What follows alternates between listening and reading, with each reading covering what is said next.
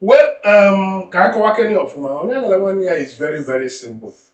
Ndị Igbo, as a people, as a race, as a tribe, as an ethnic group, we have something that, unify us.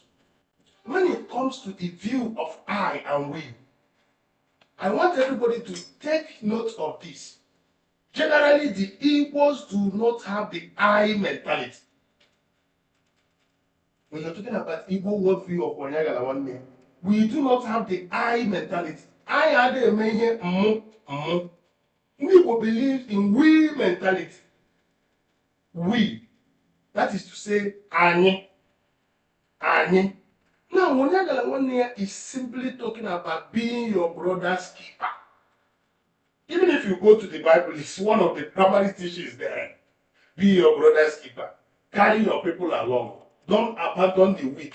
Help the weak. Push the weak. Let the strong push the weak.